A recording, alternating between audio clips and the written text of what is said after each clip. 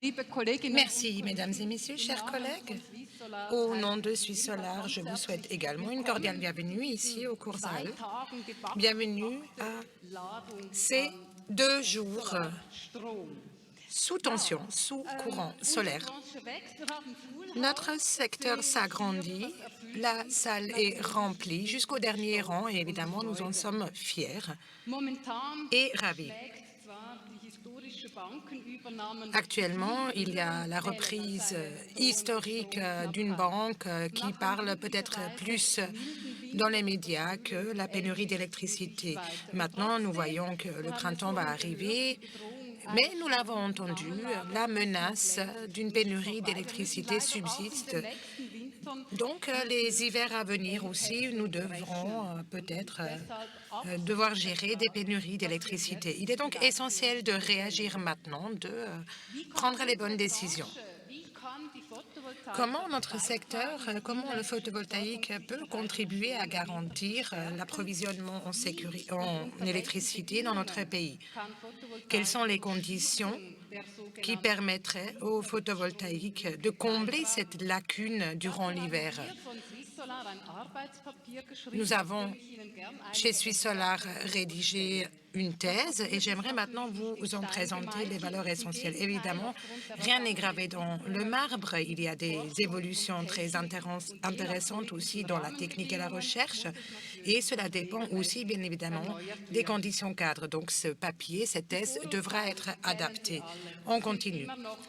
Vous connaissez toutes et tous les préjugés en lien avec le photovoltaïque. Le photovoltaïque, c'est bien joli, mais cela ne permet pas de résoudre le problème de pénurie d'électricité en hiver. C'est une production inefficace, le courant est trop sporadique. Je pense que vous connaissez toutes et tous très bien ces préjugés. Mais à court terme, dans les 2 à 3 ans à venir, la contribution sera moindre. Actuellement, nous sommes à 4 TWh par année de production photovoltaïque et cela nous manque ensuite en hiver. Mais nous l'avons déjà entendu, en hiver 2022, nous avons pu ajouter une puissance d'1 gigawatt. Et ensuite, il faut regarder la dimension temps. Dans les 2 décennies à venir, nous sommes en mesure de développer le photovoltaïque de sorte à ce qu'il devienne le 2e pilier en plus de l'hydraulique en Suisse. Nous avons déjà présenté notre feuille de route Suisse Solar il y a une année à ce sujet-là.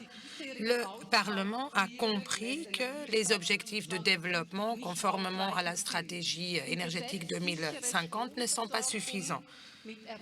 Dans la loi fédérale relative à un approvisionnement en électricité sûr reposant sur des énergies renouvelables, l'acte modificateur unique, le Conseil des États et le Conseil national ont décidé d'augmenter les objectifs de développement. Vous le voyez, d'ici à 2035, plus 35 TWh de production électrique issue d'énergie renouvelable. Et évidemment, la part du lion, ce sera pour le photovoltaïque, 29 TWh selon les calculs de l'Office fédéral de l'énergie. Et d'ici à 2050, le Parlement exige 45 TWh issus d'énergie renouvelable. Chez Suisse Solar, nous allons même un peu plus loin. Nous disons 45 TWh solaires et une dizaine de TWh produits par des éoliennes ou les biomasses. Alors, il faut toujours le voir, 30% du courant solaire sont produits en hiver, donc 13,5 TWh d'ici à 2050. Ce sont des objectifs de développement ambitieux et c'est le mandat de notre secteur. C'est notre opportunité aussi pour l'économie du solaire. À court terme, en plus du développement du photovoltaïque, il faut évidemment réaliser d'autres mesures afin de combler ces lacunes en hiver. Nous en avons beaucoup discuté déjà aussi dans le cadre de l'acte modificateur unique. Il faut remplacer des produits énergivores, des produits d'éclairage, des chauffe-eau électriques. Il faut aussi la possibilité d'un renoncement concurrentiel à la consommation pour l'industrie. Il faut réintroduire des tarifs hivernaux. Il faut une gestion intelligente des lacs de barrage et il ne faut plus de maximisation des bénéfices des producteurs d'électricité. Mais passons maintenant à quelques-uns de nos faits dans notre thèse concernant la force du photovoltaïque et de sa contribution pour lutter contre la pénurie d'électricité en hiver. Il faut tout d'abord un mix intelligent de mesures qui permettra un approvisionnement sûr en électricité en hiver. Alors, qu'en est-il du besoin futur d'électricité en hiver? Actuellement, nous consommons entre octobre et mars environ 32 TWh. 28 TWh sont produites en Suisse, donc par des centrales nucléaires, les centrales hydrauliques, et les autres 4 TWh sont importés. Nous partons du principe que les centrales nucléaires suisses seront démantelées d'ici à 2050. Il faut donc remplacer 12 TWh environ. Vous voyez cela ici en rouge à l'écran. Ensuite, il y a un besoin croissant en électricité en raison de l'électrification. D'ici à 2050, nous comptons sur une augmentation de 9 TWh en hiver pour alimenter les pompes à chaleur. Alors, mieux les bâtiments sont isolés, plus cette valeur pourra être diminuée. Et ensuite, il faudra environ 8 TWh de courant en hiver pour l'électromobilité. Donc là aussi, plus les gens sont prêts à utiliser les transports publics, moins il y aura besoin pour l'électromobilité individuelle. Alors, il faut des mesures d'efficience, conformément à des rapports de l'OFEN. On peut réaliser un potentiel d'économie de 25 à 40%, sans perte de confort, sans nouvelles technologies. Chez nous, dans notre papier, notre feuille de thèse, nous pensons qu'il y a des mesures d'efficacité de 10 TWh à réaliser en hiver. Production d'électricité supplémentaire issue du photovoltaïque, comme nous l'avons déjà évoqué, 45 TWh. Faut ajouter ensuite l'énergie hydraulique. Il y a une quinzaine de projets visant à agrandir les lacs de barrage. Là aussi, on peut augmenter la production d'électricité en hiver. Ce n'est pas vraiment une production supplémentaire, c'est plutôt un passage de la production générale à réaliser plutôt en hiver. Là, nous partons du principe qu'il y aura environ 2 TWh de courant supplémentaire en hiver grâce à l'hydraulique. Ensuite, il y a encore l'énergie éolienne et biomasse. Là aussi, on peut encore fournir environ 5 TWh en hiver. Donc, vous le voyez, en réalisant des mesures d'efficience, en développant le photovoltaïque, nous pouvons et nous sommes en mesure de combler ces lacunes en hiver. Ce qui reste critique, c'est plutôt la période entre mi-novembre et mi-février où les installations photovoltaïques ne produisent pas suffisamment d'énergie.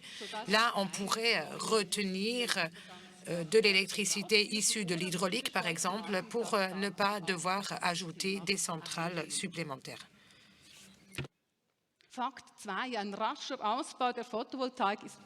Deuxième thèse, développer rapidement le photovoltaïque coûtera moins cher qu'avoir des réserves hydrauliques. Pour les réserves de cet hiver 2022-2023, les contribuables ont payé près de 300 000 €. Le solaire a fourni 1,1 TWh cet hiver. Donc, plus nous développons rapidement le photovoltaïque, moins ça nous coûtera aussi en réserve hydraulique. Le courant solaire peut déjà aujourd'hui décharger les lacs de barrage. Plus nous produisons du courant solaire en hiver, moins nous aurons besoin d'utiliser l'eau des lacs de barrage pour produire de l'électricité. Cette eau peut être utilisée pour les journées critiques où il y a trop de brouillard, par exemple. Déjà, aujourd'hui, la production de courant solaire peut donc décharger les lacs de barrage. Si on n'avait pas ces piliers en jaune ici, alors la courbe bleue baisserait beaucoup plus rapidement. Donc les lacs de barrage se videraient plus rapidement. Et c'est lorsque les lacs de barrage ont atteint leur niveau le plus bas, donc en mars, avril, mai, c'est là que la production solaire est plus élevée, notamment dans l'espace alpin.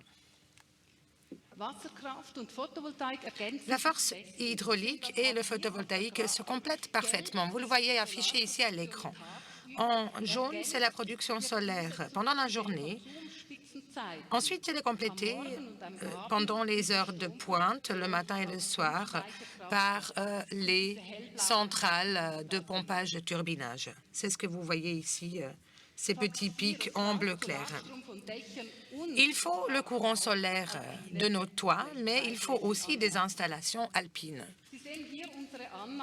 Vous voyez ici nos prévisions dans les différents domaines. Quel est le développement attendu à l'avenir? Donc, dans des étapes de 5 ans. Ici, en bleu, la part du lion, c'est notamment le photovoltaïque sur les toits, sur des bâtiments industriels, les habitations privées. Donc là, environ 30 TWh par année. Mais il faut le dire clairement, c'est aussi un appel que je lance à la politique.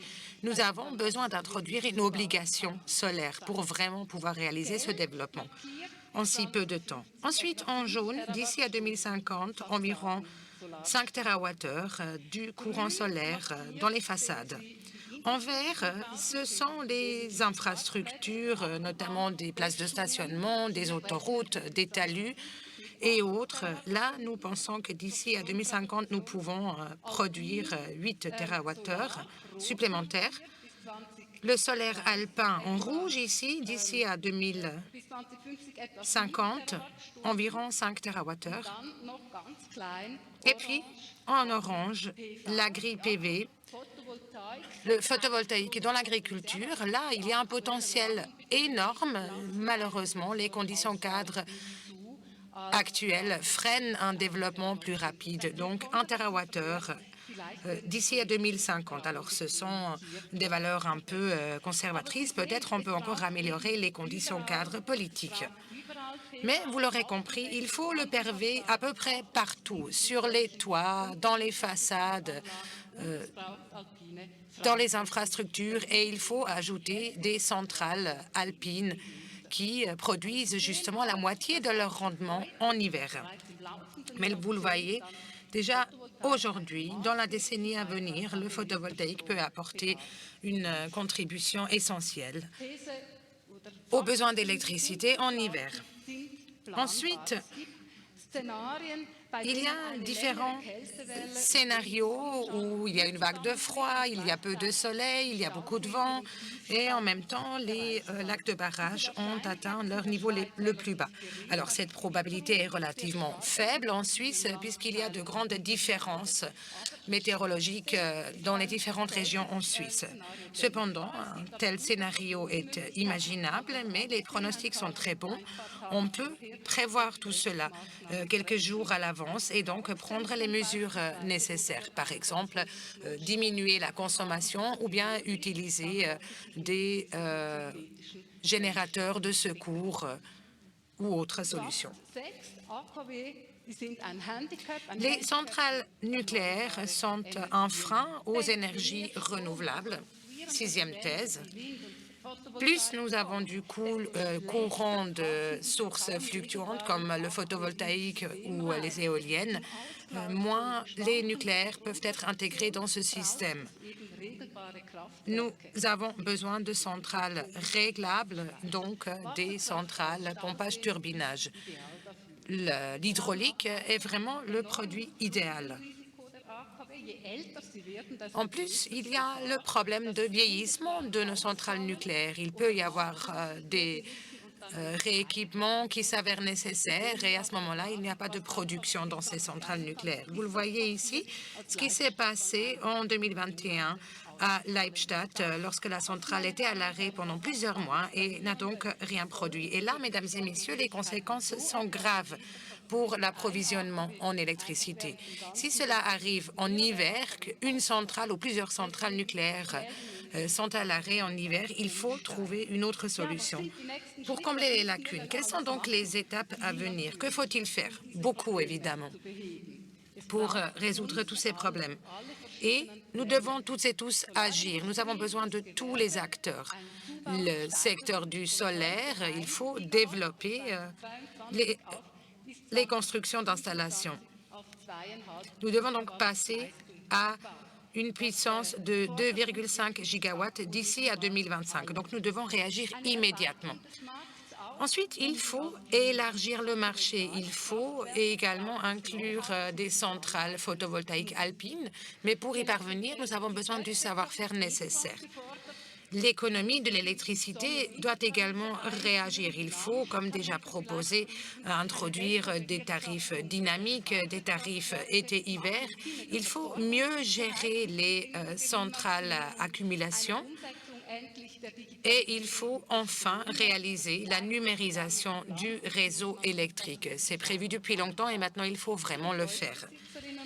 Ensuite, les propriétaires de bâtiments peuvent également agir. On peut mieux isoler les bâtiments. On peut vraiment remplacer les produits énergivores. On peut miser sur un éclairage efficace et utiliser des outils de domotique efficaces. Au niveau de la Confédération et aussi des cantons, on peut réagir. Il faut donc numériser le réseau électrique. Il faut également créer des incitations pour harmoniser la production et la consommation. Il faut avoir des incitations pour le stockage durant la journée et la nuit. Et puis, il faut enfin réaliser cet accord électricité avec l'Union européenne. Selon nous, sans cet accord, nous n'y parviendrons pas, même si nous développons les énergies renouvelables. Et ensuite, les cantons et les communes aussi doivent trouver des programmes de remplacement pour des chauffages électriques. Il faut également réaliser rapidement les MOPEC des cantons. Il faut donc vraiment augmenter l'efficacité. Et pour les prochains MOPEC, il faut introduire l'obligation solaire. Il faut d'ailleurs aussi accélérer et simplifier les procédures d'autorisation. Vous l'aurez compris, il y a du pain sur la planche, mais il y a aussi beaucoup d'opportunités pour nous. Je vous remercie à toutes et à tous. Dans le cadre de vos possibilités, vos activités, vous contribuez à faire du photovoltaïque le deuxième pilier de notre système énergétique national. Merci beaucoup.